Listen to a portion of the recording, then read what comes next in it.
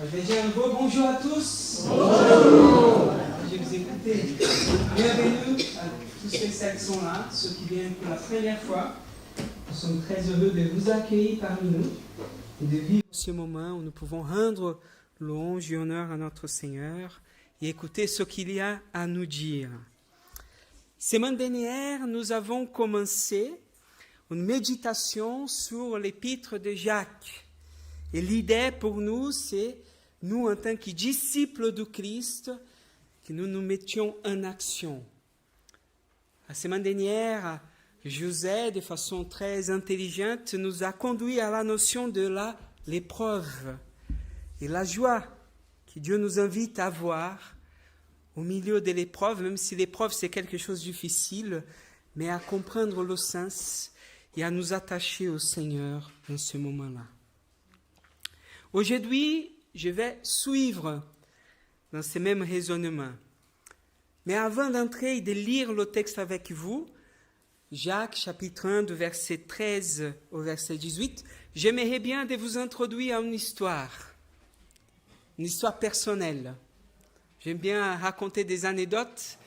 Et il y a quelques mois, j'étais à un voyage pour notre fédération. J'étais au nord de la France, à côté de Béthune. Vous connaissez Béthune? Voilà, un lieu très beau. Et pendant que j'étais là, on est resté 3 ou 4 jours, et il y avait des réunions jusqu'à 10 heures du soir, mais juste à côté, il y avait une fête foraine. Alors, des moments un peu tendus qu'on a vécu, une journée, on est parti, on est allé dans l'autotamponnose avec les membres du Conseil national et on s'est frappés les uns les autres. Voilà, on s'est déchargé. Bref, on a fait la fête foraine et on a gagné une petite peluche, une petite baleine. Alors, comme j'étais le seul à avoir un petit enfant à la maison, ils m'ont offert. J'ai dit, bon, j'arrive après 3 jours loin de la maison et j'offre à mon fils. J'ai une surprise pour toi, voilà, je donne la peluche. Il était hyper content. Problème, c'est que chaque fois que je vais le chercher à l'école maintenant, il me pose la question, papa, as-tu une surprise pour moi aujourd'hui?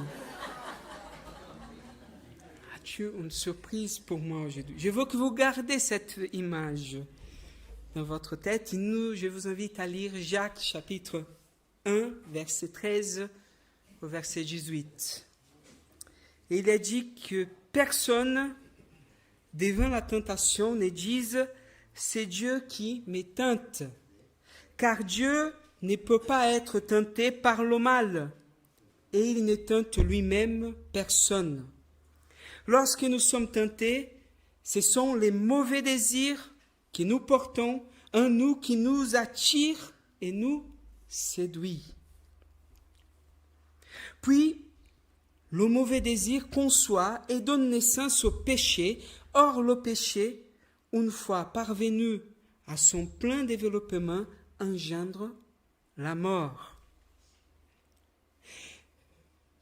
Ne vous laissez donc pas égarer sur ce point.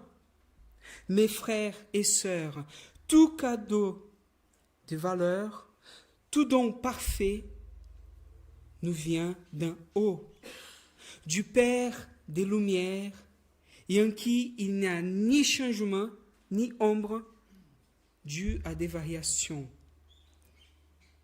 Par un acte de sa libre volonté, il nous a engendrés par la parole de vérité pour que nous soyons comme les premiers fruits de la nouvelle création. Amen. Je vous invite à prier. Notre Père céleste, au nom de Jésus, nous te prions que ta parole puisse nous toucher aujourd'hui, qu'elle puisse nous conduire à toute vérité, qu'elle puisse nous aider à te comprendre. Conduis-nous, Seigneur, et que tout ce qui vient de toi puisse rester gravé dans notre cœur et produire le fruit de la vie dans notre vie. Nous te prions au nom de Jésus. Amen. Alors, de façon un peu logique, Vous avez vu, j'ai séparé le texte en deux parties, du verset 13. Non, vous pouvez rester là. Du verset 13 au verset 15, et après du verset 16 jusqu'au 18. Et en quelque part, pour que nous puissions être plus pédagogiques, je vais partager ma parole en trois parties. Okay? La première partie, on va faire un peu d'exégèse. La deuxième partie, on va travailler un peu la conception du péché. Et après, comment combattre la tentation. Pourquoi j'ai dit qu'on va parler un peu de l'exégèse? C'est parce que le mot tentation, là, dans le verset 13, qu'il dit Dieu c'est pas Dieu qui m'est tente parce que Dieu ne peut pas être tenté par le mal et il ne tente lui-même personne. Or, le mot ici, être tenté, c'est le mot peihazomai. C'est le même mot qu'on va utiliser pour parler de épreuve. Et cette espèce d'ambiguïté du sens, c'est parce que le mot, il peut être à la fois traduit comme le test ou la mise en épreuve, il peut être aussi traduit par être tenté, dans le sens des tentations. Donc, dans le verset 2, quand il va parler de l'épreuve, en Jacques, il va utiliser le même mot que nous sommes en train de lire ici, et traduit comme tentation. Dans le Nouveau Testament, alors, nous avons les deux formes de ce mot qui se traduisent. On a à la fois quand Dieu nous donne l'épreuve, et à la fois quand le diable vient nous tenter. Pour comprendre cela, il nous faut alors faire une définition. Et je vais essayer de prendre quelque chose de vraiment complexe pour nous donner une définition simple ce matin, dans son sens théologique. Et donc,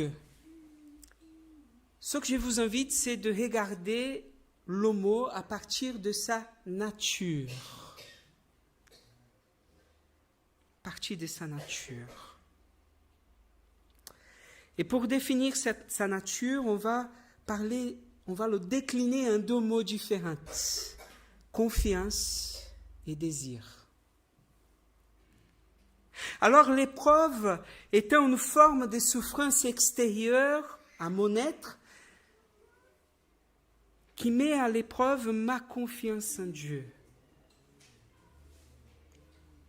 L'épreuve, c'est les circonstances difficiles dans lesquelles je vais passer, où la confiance que j'ai en Dieu va être mise en cause.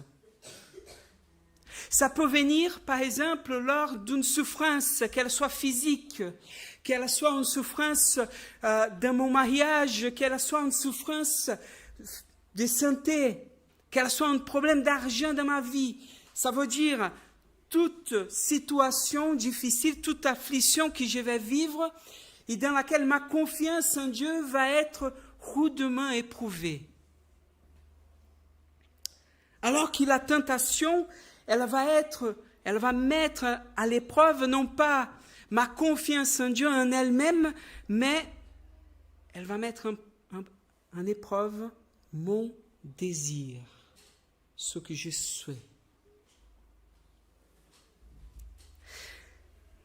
Ça va être complexe. Et vous allez voir, je vais vous montrer à la fin que parfois l'une va aussi s'imbriquer dans l'autre. Ça veut dire, ma confiance pourra être mise à l'épreuve aussi pendant que mon désir est mis à l'épreuve et vice-versa. Mais je vous donne ces deux mots, confiance et désir, pour essayer de comprendre. C'est pour ça que lui, ici en Jacques, dans le verset 13, il va dire que Dieu ne peut pas être tenté par le mal. Parce que Dieu, dans son désir, n'est pas tenté à faire le mal. Comme nous pouvons être tentés parfois à faire le mal dans notre désir.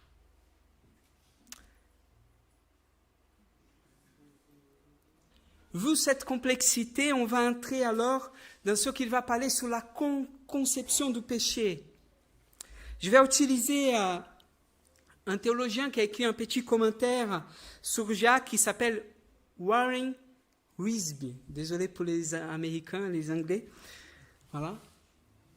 Mais lui, il va dire qu'ici, en Jacques, nous avons 4 étapes dans lesquelles le péché va être présenté, dans laquelle la tentation va nous amener doucement au péché. Le premier, c'est le désir, verset 14. Le 12e, c'est la tromperie. Le 3e, la désobéissance. Et enfin, la mort. Le premier, le désir, il va jouer surtout sur notre émotion. Regardons verset 14, il nous dit, lorsque nous sommes tentés, ce sont les mauvais désirs que nous portons en nous.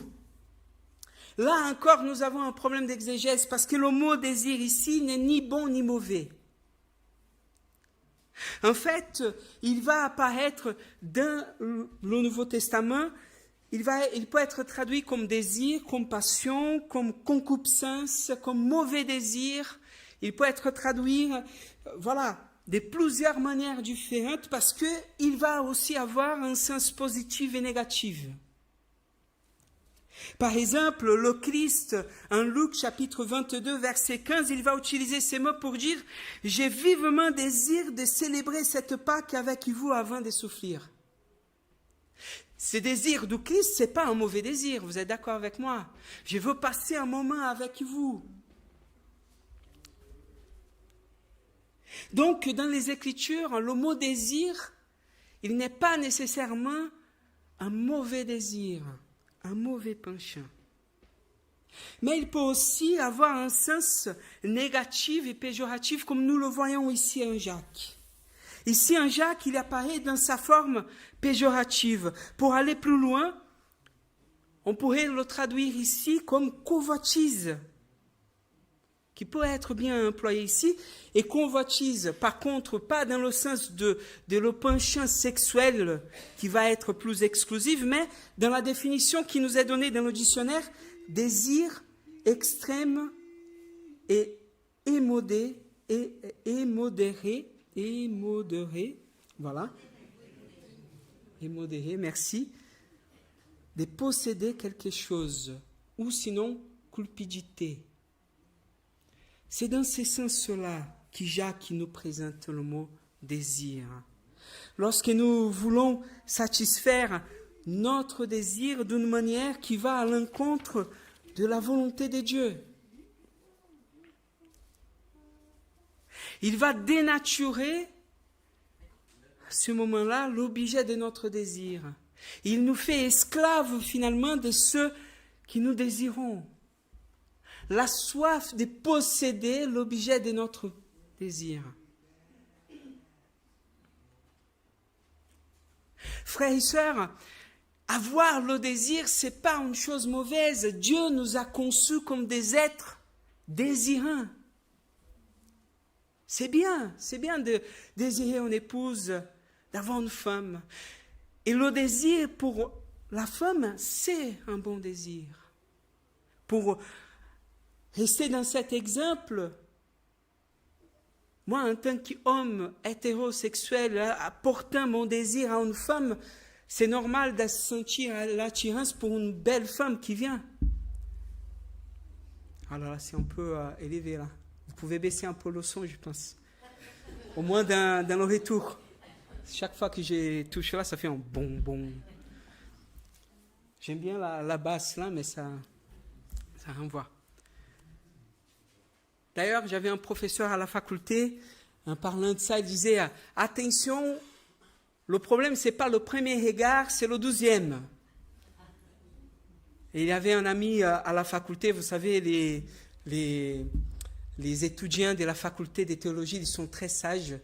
Il disait alors, quand on a le premier regard, il faut bien regarder. Il faut bien regarder. Si le problème c'est le 12e, regardons bien avant de...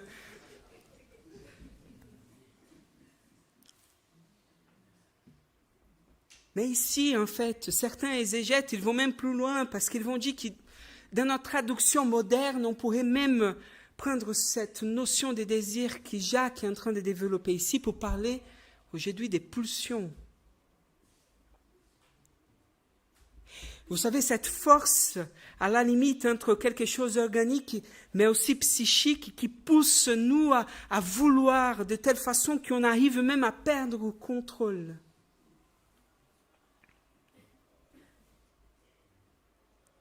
Ce qu'il faut que nous comprenions, c'est que le désir, c'est quelque chose de positif en soi, mais qui, quand il devient quelque chose qui nous contrôle, il nous rend esclaves. Esclaves. Risby, dans son commentaire, il va dire, l'image ici du désir, c'est l'image de la vapeur dans une locomotive mouvementée par la vapeur. Couper la vapeur, alors, c'est ne plus être dans un mouvement. Perdre le contrôle de la vapeur, c'est exploser et c'est détruire. Donc le secret, réside dans la maîtrise constante de la vapeur. Le désir, il est bon, mais il nous demande de contrôler notre désir. Et le jour que nous perdons le contrôle de notre désir, tout s'explose. Et c'est là que les mauvaises choses arrivent. Les émotions ici jouent beaucoup. D'ailleurs, Rubem Alves, c'est un penseur qui était pasteur, qui est devenu philosophe et écrivain brésilien. Il va dire que on a normalement dans notre image de liberté les oiseaux. Mais il va dire, mais non, les oiseaux, ils ne sont pas libres, ils sont captifs de leur nature. Un oiseau ne peut pas choisir de marcher. Il ne peut pas arriver un jour et dire, mais aujourd'hui, je ne veux pas voler, je veux marcher. Voilà, je veux tirer mes jambes, faire des petits pas. Il ne peut pas. La seule chose qu'il peut faire, c'est voler. Même si le vol nous donne cette sensation de liberté, lui, il est captif de sa nature. Or, notre désir nous montre en quelque part une captivité de cette nature.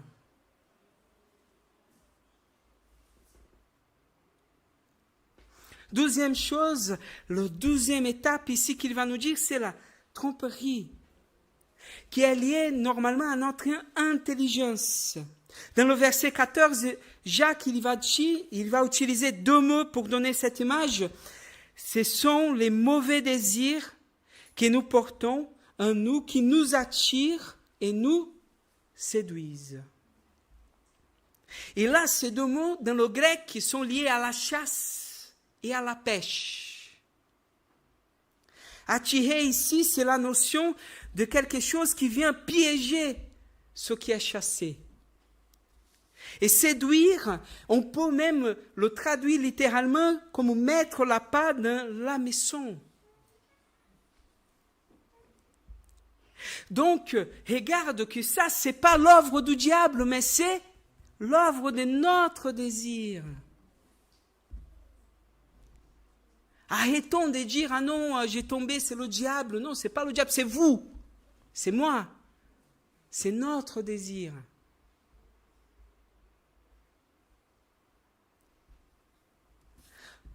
Le chasseur et le pêcheur doivent alors faire l'appât pour pouvoir capturer sa proie.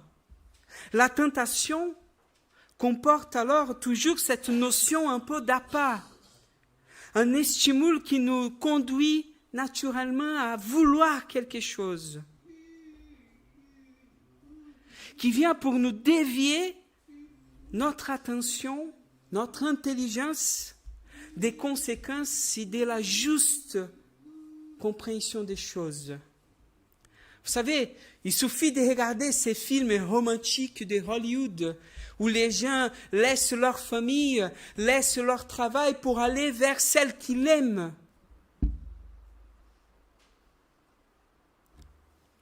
La pensée est tordue et on n'arrive plus à voir ce qu'on veut. On devient aveugle dans notre compréhension des choses. On n'est plus capable de raisonner.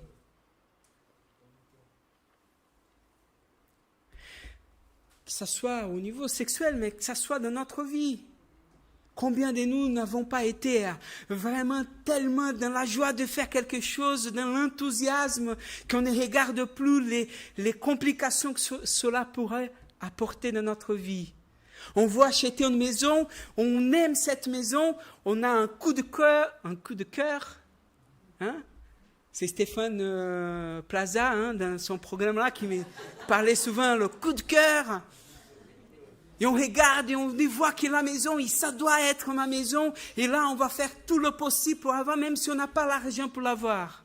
Mais je veux la maison, elle est pour moi, je l'aime. Désirer avoir une maison, c'est une bonne chose, vous êtes d'accord avec moi? Mais être aveuglé pour mon désir, c'est une mauvaise chose. Vous voyez, donc le désir produit en moi quelque chose qui m'aveugle. Je veux tellement que je ne réfléchis plus. C'est comme l'exemple de mon enfant que je parlais au début. Le fait d'apporter quelque chose qui l'a rendu joie, alors je veux toujours cette chose. On va au supermarché, papa, tu peux m'acheter une surprise aujourd'hui? Mais non, il n'y a pas de surprise. Ah non, papa, mais on peut prendre quelque chose pas cher. Mais non, on n'est pas venu pour ça. Mais non, mais regarde ça, c'est juste un héros. Vous voyez, la négociation, le désir de... Troisième étape, vous pouvez venir dans l'image. Troisième étape, c'est la désobéissance. Et la désobéissance va jouer surtout sur notre volonté. Regarde, émotion, intelligence, volonté. Puis le mauvais désir conçoit et donne naissance au péché. Et ici, le péché n'est pas encore l'acte en soi, mais c'est le fait que nous sommes déjà comme le poisson pris. On peut se battre de tous les côtés, mais là, on est déjà pris. Et peu importe le raisonnement qui va venir pour essayer de nous tirer de là, on est pris par cette logique et on va jusqu'au bout.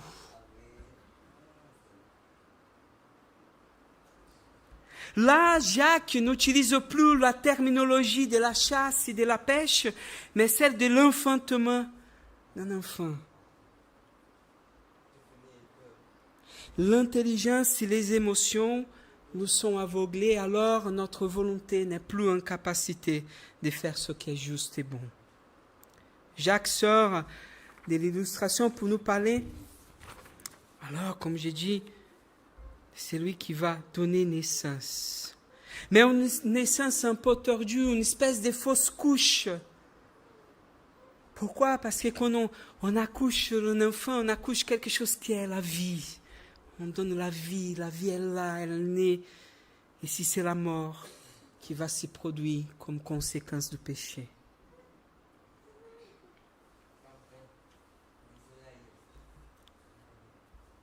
Regarde, dans la traduction de Seconde 21, il va dire que le désir encouragé, le désir entretenu,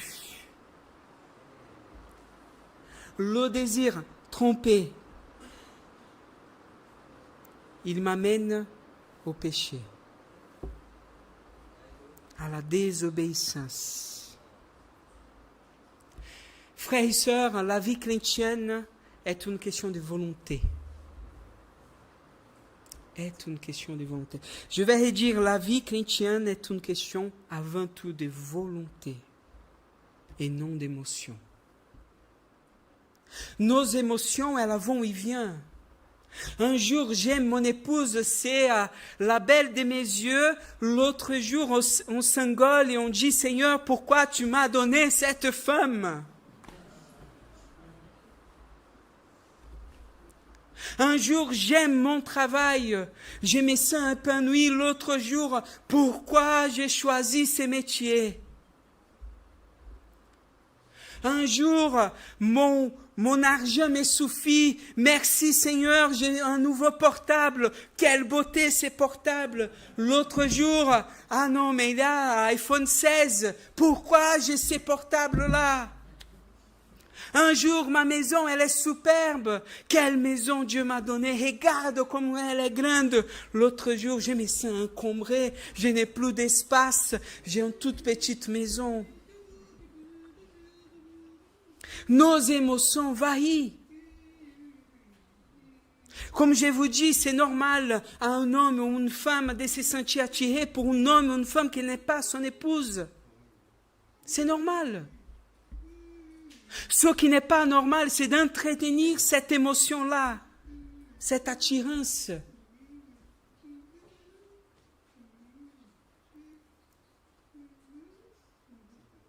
C'est là, dans le côté de la volonté, que nous devons combattre ce désir qui peut devenir le désir mauvais, quand il prend la possession de quelque chose qui ne doit pas être à moi.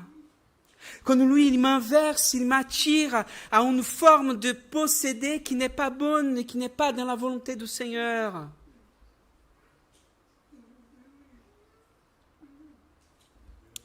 Quatrième étape, c'est la mort. Verset 15, il nous dit, « Or le péché, une fois parvenu à son plein développement, engendre la mort. » Accouche la mort. La désobéissance donne naissance à la mort. Et comme j'ai dit tout à l'heure, en forme de fausse couche. La mort ici, c'est la mort spirituelle. C'est le fait d'être séparé de Dieu. C'est Romains chapitre 6, verset 23 qui nous dit « Car le salaire qui verse le péché, c'est la mort. Mais le don de la grâce que Dieu accorde, c'est la vie éternelle dans l'union avec Jésus-Christ, notre Seigneur. » Le salaire du péché de notre vie, c'est la mort. La question, c'est que toutes ces étapes n'arrivent pas d'un jour au lendemain.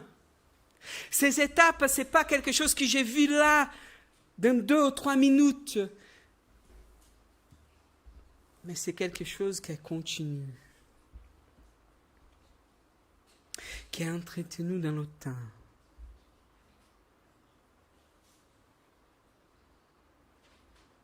Vous voyez comme quelque chose qui va s'instaurer et peu à peu va conduire notre désir, qui va transformer ce désir, qui va enlever toutes les choses et toute forme de raisonnement sain possible. Et finalement, je ne vois que ce que mon désir souhaite. Et là, je suis piégé dans le péché jusqu'à que je conçois la mort. Genèse 3 c'est l'exemple parfait de cela. Le serpent utilise d'abord le désir d'Ève, de la femme. Il montre le fruit de l'arbre qui était interdite par Dieu. Il montre comme l'arbre elle est bonne, comme les fruits sont beaux à regarder, comme ils sont succulents. Le diable a fait la part dans le désir. Dieu sait que le jour où vous en mangerez, vos yeux ouvriront et vous serez comme Dieu. Vous connaîtrez le bien et le mal. Regarde, je regarde cet arbre comme elle est bonne. Et là, il y a ce mensonge, cette tromperie qui vient. Oui, mais Dieu m'a dit que je ne devais pas manger, mais parce qu'il sait que le jour où je le ferai, je serai comme lui. Une fois cela devient la désobéissance. Verset 6, en Genèse 3, va nous dire, la femme a vu que l'arbre était porteur de fruits bons à manger, agréable à regarder et précieux pour ouvrir l'intelligence. Et une fois son intelligence aveuglée, sa désobéissance met place. Elle a pris de son fruit et en mangea. La mort a eu place. Vous voyez les étapes? Dans notre vie, ça peut arriver par exemple, une espèce de mécontentement qui va s'instaurer de ce qu'on vit. Et ce mécontentement va être nourri par des choses qui viennent pour nous rattraper. Oui, mon travail, oui, mais c'est toujours lourd. Et on arrête de voir le côté positif, on commence à regarder qui est le côté négatif. Mais regarde ce que cette personne a fait. Regarde ce que cela a fait. Regarde comme c'est lourd de porter ce métier. Regarde comme ce... Et peu à peu, on va être amené.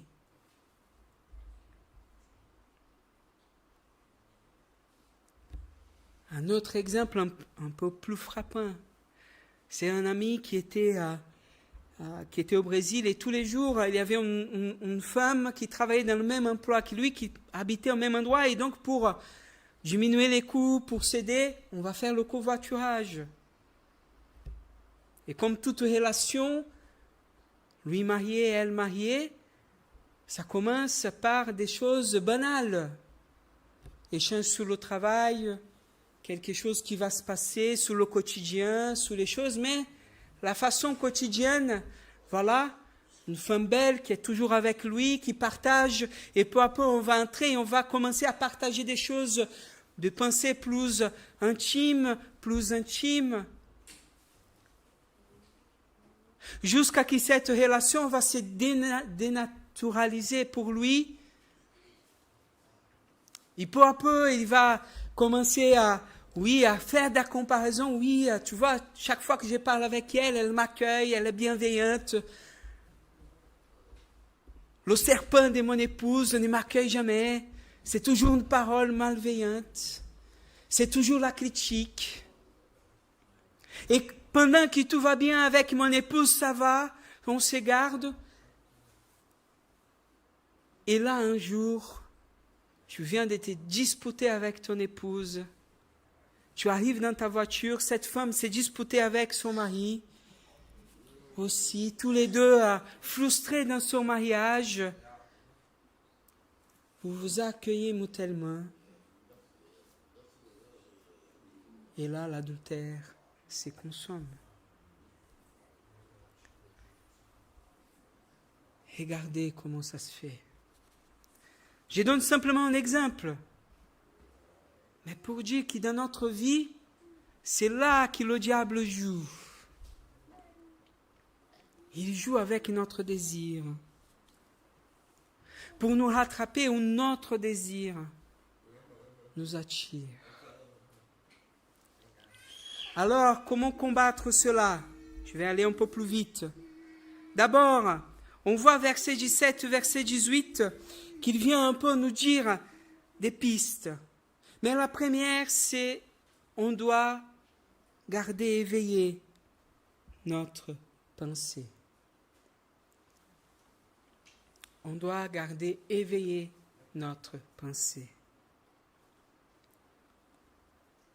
C'est dans notre intelligence, c'est dans notre volonté que se joue. Être conscient du désir et du mauvais penchant que notre désir peut avoir doit nous garder dans un état d'éveil continuel. Regarder et être toujours attentif aux conséquences que cela pourra produire dans le côté positif et dans le côté négatif. 12e, considérer la beauté de Dieu, de ce que Dieu fait. Verset 17, tout cadeau de valeur, tout don parfait nous vient d'en haut, du Père des Lumières, et en qui il n'y a ni changement, ni ombre due à des variations. Ce que Dieu nous donne de bon, d'excellent, ne vient pas avec une contrepartie. Ce que Dieu nous donne de bon et de merveilleux ne vient pas au dépit de quelque chose d'autre. Dieu nous donne gracieusement. Si ton désir t'amène à faire quelque chose qui a des conséquences, que tu dois donner quelque chose de mauvais, perdre quelque chose pour, ce n'est pas la volonté de Dieu. Je ne dis pas que quand nous faisons la volonté de Dieu, il n'y a pas de conséquences dans notre vie. C'est pas ça. C'est qu'ici, il y a quelque chose de bon qu'on perd au dépit du désir. Ici, il y a quelque chose que Dieu nous a donné qu'on va perdre parce que nous voulons subir à notre désir. Si je suis dans mon mariage et que j'ai fait l'adultère, alors je vais perdre. Je vais blesser, je vais perdre quelque chose que Dieu m'a donné pour bénir ma vie.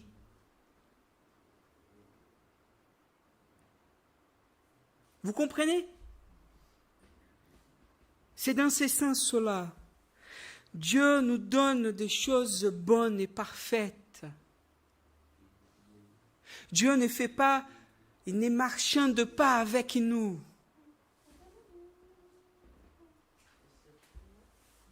Troisième, c'est, il faut regarder ce que Dieu veut faire dans notre vie. Verset 18, il va dire, par un acte de libre volonté, il nous a engendrés par la parole de vérité pour que nous soyons comme des premiers fruits de sa nouvelle création. Dieu est en train de, il veut construire dans ma vie, dans ta vie, une nouvelle création. Il veut faire de toi et de moi des prémices de cette nouvelle création qu'il veut créer en nous. Le péché nous amène à nous méfier de Dieu, à sortir de sa volonté, de son projet pour notre vie, à aller contre celui qui veut engendrer en nous une vie parfaite, agréable. C'est lui qui veut donner pour notre vie ce dont nous avons besoin. Et là, notre désir nous amène à nous conduire comme des petits enfants qui veulent toujours subir à son désir, mais ne veulent pas payer le prix pour avoir ce qui est bon. L'autre jour, moi et José, on s'entretient, on va à la salle du sport ensemble, et mon frère disait, je ne voulais pas venir, mais je suis venu. Et certes, notre désir, c'est manger des pizzas, regarder des bons films, rester au canapé, tout bon et tout beau. Mais si nous voulons avoir une bonne santé, il faut bouger. Il faut faire face. Être dans la maturité spirituelle, émotionnelle, c'est savoir faire ce que nous devons faire, plutôt que ce que nous voulons faire. Être parrain, moi, en tant que père, je vois que parfois, il faut faire ce que je dois faire. Je n'ai pas envie d'aller faire la douche à mon fils, le coucher tôt, faire à manger sain. Parfois, je veux simplement faire quelque chose vite. Vous êtes d'accord avec moi? On est fatigué, on a travaillé toute la journée, Mais il faut donner des choses saines à nos enfants. Alors, on fait ce qu'on doit faire, pas ce qu'on veut. Dieu nous invite, en tant que disciples, à nous mettre en marche pour sortir de notre état d'enfant, pour devenir des hommes, des femmes mûrs en lui. Et être mûrs en lui, c'est réussir à faire face à nos émotions. Vous savez, frères et sœurs, même dans notre relation fraternelle, nous sommes parfois tentés parfois à ne pas pardonner, par exemple. Nos émotions nous amènent, c'est lui qui m'a fait du mal, alors je ne veux pas être avec lui. C'est mes émotions, ça. De chercher et blâmer pour la justice, mais moi, regarde-moi comme j'ai souffert. Mais l'ordre de Dieu, c'était quoi? Aimer ton prochain comme? Non. Non. Je vous donne une nouvelle loi, nous dit le Christ. Aimez votre prochain comme moi je vous ai aimé. Comme lui nous a aimés. Comment Christ m'a aimé, il t'a aimé. Il est venu, il a donné sa vie. Il s'est sacrifié pour toi. Et ce qu'il me demande à moi et à toi, c'est Sacrifions-nous pour notre frère et notre sœur. Sacrifions-nous pour ceux qui nous offensent. Ah là là, c'est dur ça. Vous voyez, faire la volonté de Dieu, c'est ne pas suivre à nos émotions, à nos instincts, mais suivre à la volonté de Dieu et à ce que Dieu nous donne comme volonté expresse.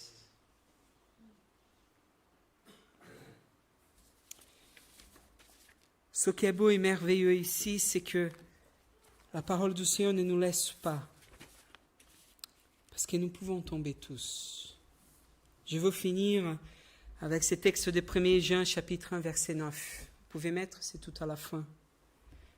Si nous reconnaissons nos péchés, Dieu est fidèle et juste, et par conséquent, il nous pardonnera nos péchés et nous purifiera de tout le mal que nous avons commis. Frères et sœurs, certes, notre péché a pu nous conduire. Certes, nous avons pu vivre des choses dans lesquelles aujourd'hui, en regardant, on n'est pas fier. Certes, peut-être même nous sommes comme ces poissons pris à l'hameçon et on n'arrive plus à nous libérer nous-mêmes. Ce n'est pas nous qui allons produire cette libération, c'est Dieu. C'est lui qui nous donne la force. Regarde verset 18, c'est lui qui produit cette nouvelle création en nous. Dieu nous invite alors, quand nous sommes dans cette situation, à venir vers lui, à nous repentir et à demander pardon. David, quand il a commis la faute pour Bethsaba, quand il a tué, oui, quand il a fait toutes ces choses devant ses conséquences, il a compris que le mal qu'il avait fait à ses prochains n'était pas que à ses prochains, mais c'était contre Dieu. Nous sommes invités à nous repentir et à dire, Seigneur, libère-moi de ces péchés. Seigneur, fortifie-moi. Frères et sœurs, c'est dans la parole des vérités que Dieu conçoit notre nouvelle vie. Alors, les 3 mots que j'ai dit pour combattre le péché, c'est d'abord et avant tout être conscient des conséquences, réfléchir de mes actions. Il y a ce que mon désir veut que je vienne. 12e, renouveler ma confiance et ma satisfaction en Dieu.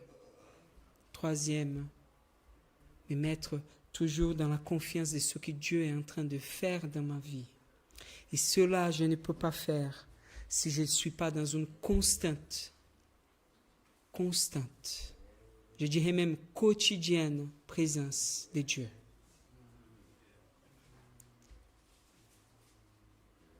Frères et sœurs, la seule façon de vaincre notre péché, c'est de tous les jours prier et lire la parole écrite, révélée de Dieu.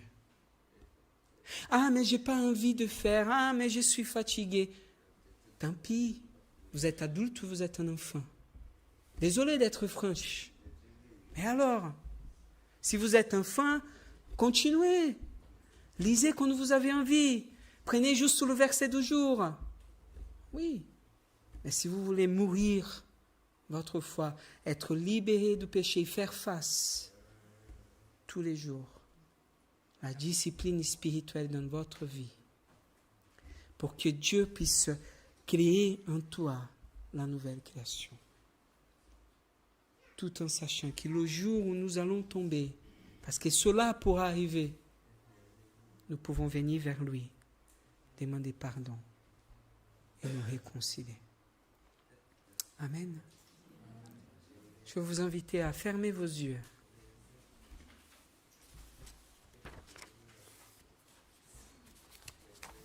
Je sais que ce thème, c'est un thème parfois assez lourd. Mais là, aujourd'hui, Dieu nous donne encore une occasion de ne pas continuer dans la logique de notre mauvais désir, mais de revenir vers lui. Le péché produit la mort parce que le péché dans notre vie nous amène à nous éloigner doucement de Dieu. Cette foi qui était avant vivante, qui priait tous les jours, qui cherchait, qui lisait tous les jours, qui venait pour chercher, qui avait la soif de Dieu, peu à peu, il n'a plus de soif. Il n'a plus le désir. Et ce désir se transforme peu à peu à quelque chose qui est auto-centré en moi-même. Mon plaisir devient peu à peu non plus le plaisir de faire la volonté de Dieu, de le connaître, de vivre les nouveautés qu'il me donne à vivre. Là, aujourd'hui,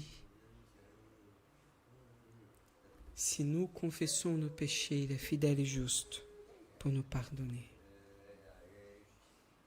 Si toi, dans ton cœur, tu as envie de renouveler ça devant le Seigneur, de dire, Seigneur, oui, j'étais en toi, mais aujourd'hui, je me sens affaibli. Aujourd'hui, je vous invite à prier avec moi. À dire, Seigneur, je veux être à toi à nouveau. Seigneur, produis en moi cette nouvelle vie. Seigneur, renouvelle en moi ma volonté pour que je sois en toi ce que je veux. Tu veux que je sois.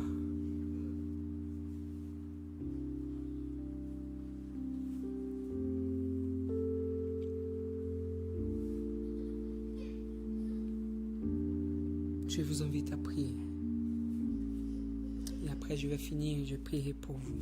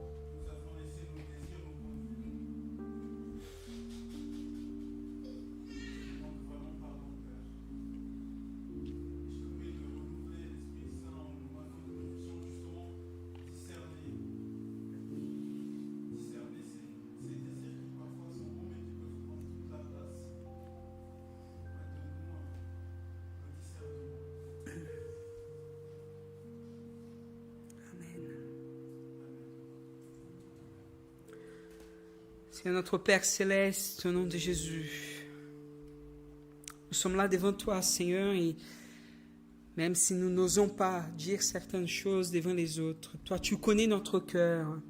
Tu connais même, Seigneur, là où nous nous sentons honteux, affaiblis. Là où nous sommes confus. Et parfois même là où le péché ne nous fait plus honte parce que c'est devenu tellement normal. Mais aujourd'hui, Seigneur, par cette parole déjà que tu viens, Seigneur, pour briser la logique du péché dans notre vie. Parce que Père, ce qui peut sembler bon à nos yeux, ce qui peut sembler bon à manger, mais qui toi, tu nous dis qu'il va produire la mort, Saint qui on voit, Saint qui on le sein, est en train de nous conduire peu à peu loin de toi. Viens Seigneur par ton esprit et renouvelle notre intelligence. Viens Seigneur par ton esprit et montre-nous, révèle-nous Seigneur de notre vie ce que nous avons besoin de changer. Et même si dans notre conscience, l'accusateur vient nous dire, il n'y a plus d'opportunité pour toi. Même si dans notre confiance, l'accusateur vient nous dire, mais non, il n'y a pas de changement possible pour toi. Non, personne ne peut rien faire pour toi. Ta parole vient nous dire, Seigneur, qu'il y a toujours une transformation possible. Ta parole vient pour nous dire, Seigneur, que nous ne sommes plus esclaves du péché. Nous ne sommes plus esclaves du désir. Mais toi, tu es venu en Jésus-Christ pour nous libérer, Seigneur, afin qu'on soit de nouvelles créatures. Viens renouveler notre espérance et notre foi en toi, Seigneur. Au nom de Jésus. Viens, Seigneur. Là, aujourd'hui, tu nous donnes une nouvelle chance de redevenir ce que toi, tu veux pour nous. Donc, ma prière ce matin, c'est de, Seigneur, au nom de Jésus, continue à encourager les frères et sœurs qui sont là dans la maîtrise, qui sont forts, qui continuent, qu'ils puissent continuer, Seigneur, dans leur démarche à toi. Mais viens, Seigneur, renouveler ceux et celles qui ont besoin. Ceux et celles qui sont affaiblis. Ceux et celles, Seigneur, qui n'arrivent plus à tenir. Dans laquelle son désir est devenu une pulsion. Dans laquelle il n'arrive plus à contrôler son désir. Là, Seigneur, aujourd'hui, nous voulons déposer ça devant toi. Et demander à toi, Père Céleste, transforme-nous, fortifie-nous afin que notre volonté se manifeste, que ta volonté se manifeste dans notre volonté. Nous te prions au nom de Jésus. Amen.